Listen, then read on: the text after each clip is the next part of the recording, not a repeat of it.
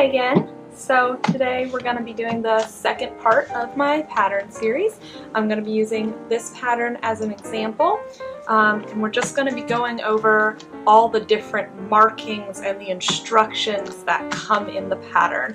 May get to cutting out the pattern today. That may have to be in the next video depending on how long I take to explain all this, because I want you to really know everything going into it. Well, as much as I know at least. So, pattern, there's the front, there's the back, comes with this little flap. This one actually doesn't have the measurements. It just has the small, medium, large, but it does have the finished garment measurements, and those account for ease as well. So as you can see, this is a very loose shirt. So if you're doing size large, it's going to be loose on you as a large. That's basically what you need to know before opening it. It will also have fabric recommendations right here. And that's just what the pattern company has made this garment to work with. You can make it out of other fabrics, and I absolutely have, but it's going to be more difficult. The instructions won't necessarily cover the finishes of that fabric. And you definitely want to follow, if it says like unsuitable for obvious diagonals, which this one does, don't get an obvious diagonal. It's just going to make your life really difficult trying to match everything up. It's not worth it. So when you pull everything out, what you're going to have is an instruction sheet, and that's what we're going to be looking at today, and then a bunch of pattern paper. I did already cut some of these out because I have used this pattern before, but I haven't cut out shirt B, which is what we'll be going over as an example eventually. All right, let's take a look at these instructions. All right, so here's that instructional booklet, and it folds out kind of like a paper map does. Actually, that's how all the pattern stuff folds out, and it just keeps going. Sorry. And there'll often be multiple pages like that. So I'm just going to start at the very top here. So as you can see, it has examples of each of the garments, and those are the same examples from the front of the pattern, where it'll be labeled A is this jacket, B is the shirt, C are the pants. It'll say that back here, and it'll give you front and back view. So you can see, oh, it doesn't have any back seams, all that sort of stuff. The next section of the pattern is all of these layout pieces. So this will actually show you what it consists of, and then it'll have the lovely description of what each of those are. So jacket A is pattern pieces 1, 2, 3, 4, 5, 6, 7. B is 8, 9, 10, 11, that sort of thing. And that's what they all look like. So when you take out all of these pieces, you can unfold them and go, oh, I need for top B just 9, 10, 11, 12. And we'll look at that again when we're actually cutting it out. Here is where those body measurements are that weren't on the back of the package in this one. So if you're wondering about that and you need to take a look at these instructions, ask a person in the store, hey, is it okay if I stand here and pull this pattern out? And normally, yes, they might help you fold it back up again, but that's where that's gonna be. So we can find, oh, bust, all right, let's say 42, that is an extra large. And as we can see in the finished garment measurements, oh, we're looking at an extra large. B, it's 54. So that's that ease. It's going to be a lot bigger because this is made to be a loose fit for a pajama. Next is our layouts. So that's going to give you your basic O. So 5.5 or 5/8 inch or 1.5 centimeters seam allowance is what's included unless otherwise indicated, and it'll tell you in the instructions when it says, oh, so this on a 4th seam, or however you want to do. And if you don't follow that seam allowance, your pattern pieces aren't going to match up quite correctly. We're not going to go over that right now, just follow that seam allowance, and I'll show you how to do that too. It'll specify with nap or without nap, and nap is so if you have a velvet or a fur where you can rub it and the grain lays the different way. So it indicates these different markings. Grain line is going to be with an arrow, and the grain line on a fabric, let me pull one out here. So this is an otter flannel that I love that we may be using.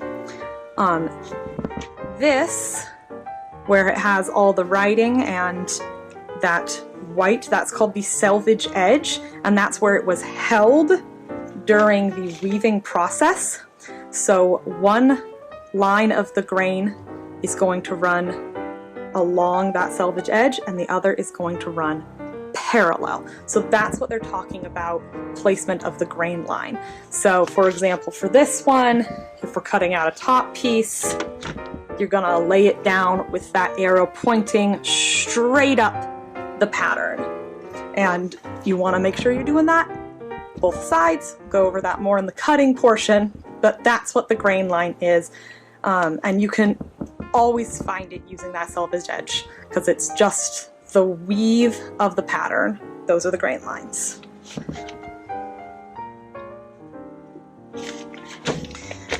Fold is pretty indicative. It's marked by these double arrows, so that'll say place this edge of the pattern actually along the fold of the fabric. Here are our layouts. So this is for jacket A, and it will say, oh, at a 45 width, which is going to be most of your quilting cottons, that sort of stuff, this is how we recommend laying the pieces.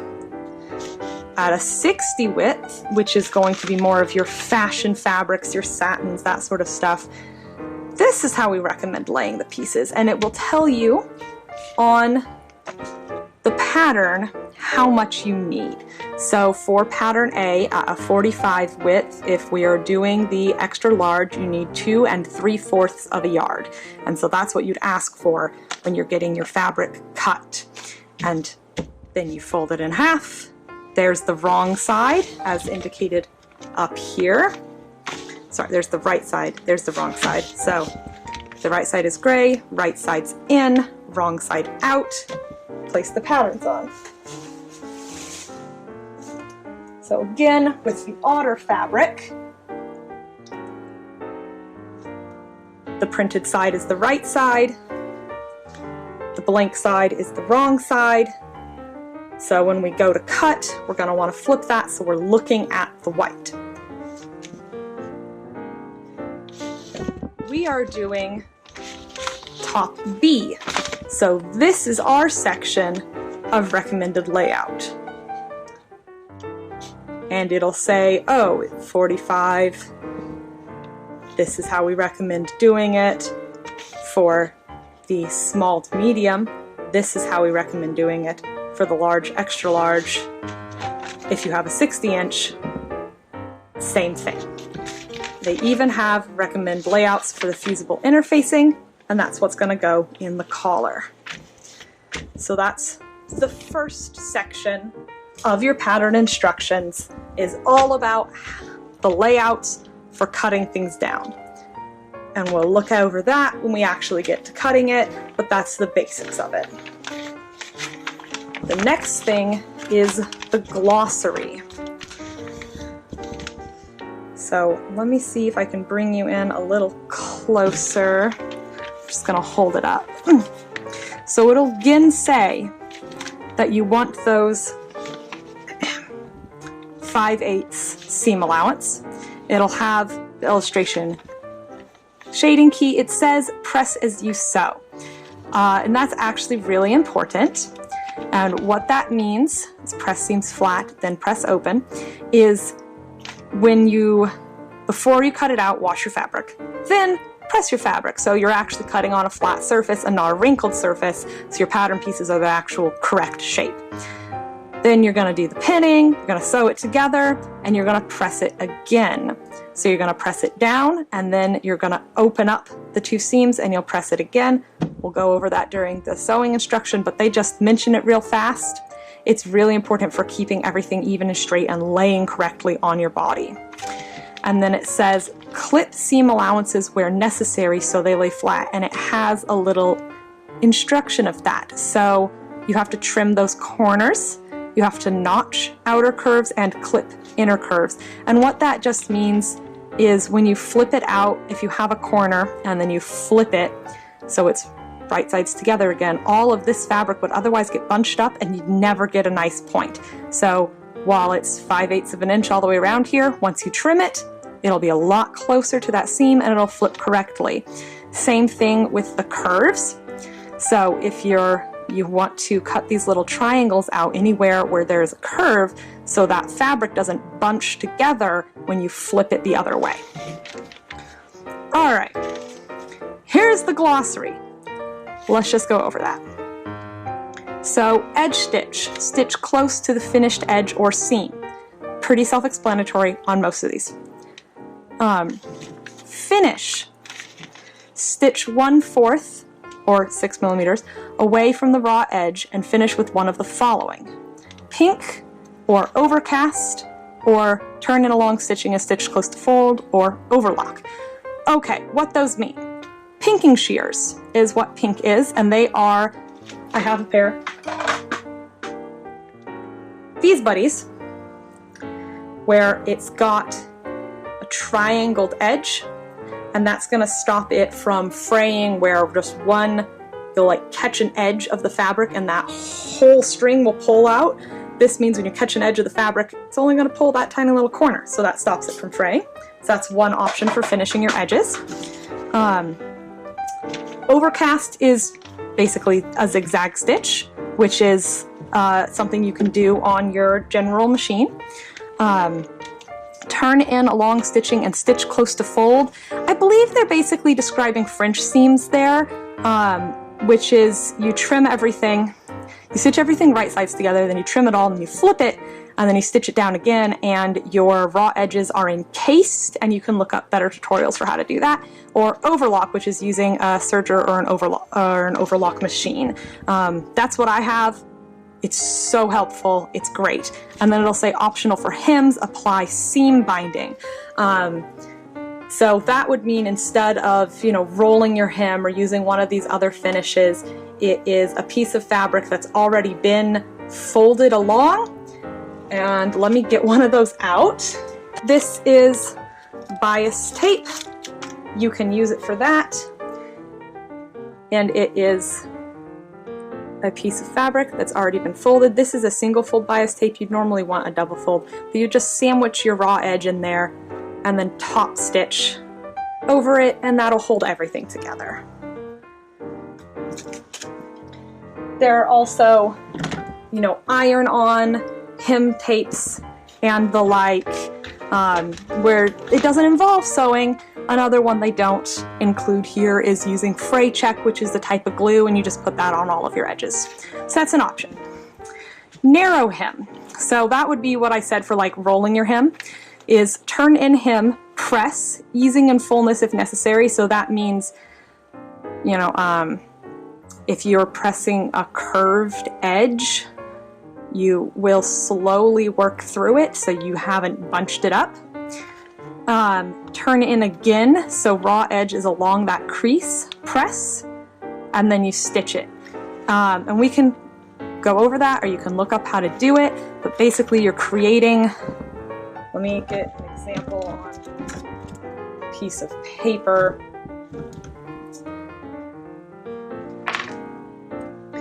You'll be creating, you press that down, you open it up, you turn into where you just press, you press it down, fold it all the way, press it, and you can see your raw edge is now encased, and it's that same width of hem that you originally wanted, and then you stitch over it.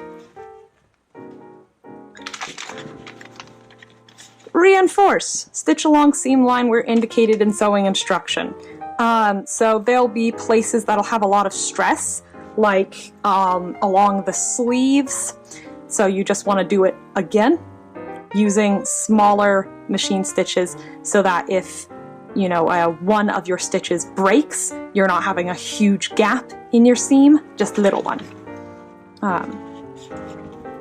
Slip stitch, slide needle through a folded edge, then pick up thread of underneath fabric. That's, how do I put it? Basically a blind hem stitch. I'm not going to worry about that too much. Stay stitch, stitch 1/8 from seam line in seam allowance from raw edge. So that is going to be kind of like reinforcing, but instead it's going to stop your fabric from stretching. And you're going to do it instead of along the seam line, you're going to do it within the seam allowance so that it doesn't show anymore. So I'll bring this back again. So let's say you're going to sew these two together on an 1/8 inch. You're going to put your stay stitching along the inside of that, just on one piece at a time.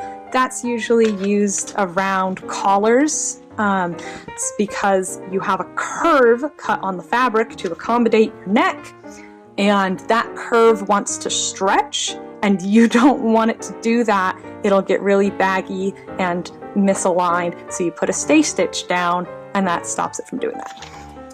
And then top stitch. On outside, stitch 1/4 from edge or seam or previous stitching using presser foot as guide, or stitch where indicated on instructions.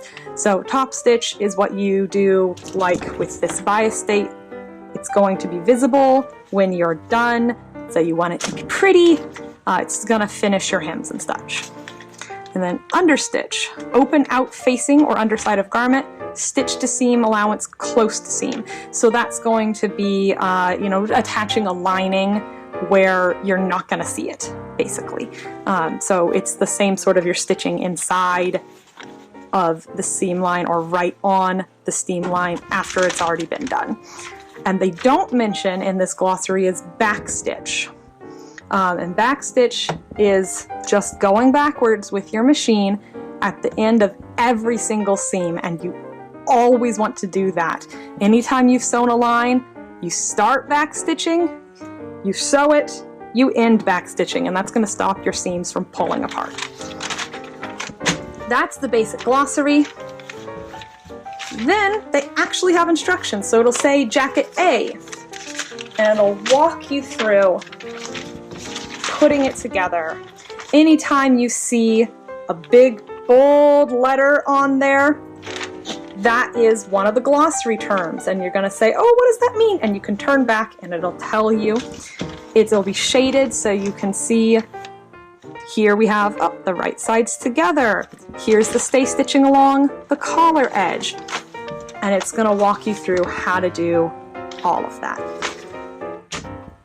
That is most of reading your pattern. It comes in other languages. This one is in French. I've definitely seen it in Spanish. Entirely depends on where you're buying it or what region your pattern was made in. And then when you want to put it all away again, this is the exact same thing you do with putting away patterns. Lay it together and you follow the ridge lines. So we can see, this is all poked up. this one's poked up, but that one's poked down, which means you start with the one that is all the same all the way across. And now, oh, that one is poked up, but this one is poked down. They fold together. And it fits back in your pattern envelope. Some people like to keep them in manila envelopes, and then, you know, they have more room for the pattern pieces. I think it's a really great idea. I've just never implemented it, so I'm going to mention that here. I'll sometimes keep my ones that don't fold back together nicely in big Ziploc bags, and that's clear so I can completely see through it. But it requires, you know, a lot of Ziploc bags and plastic, and we're trying to recycle and all that, but there you go.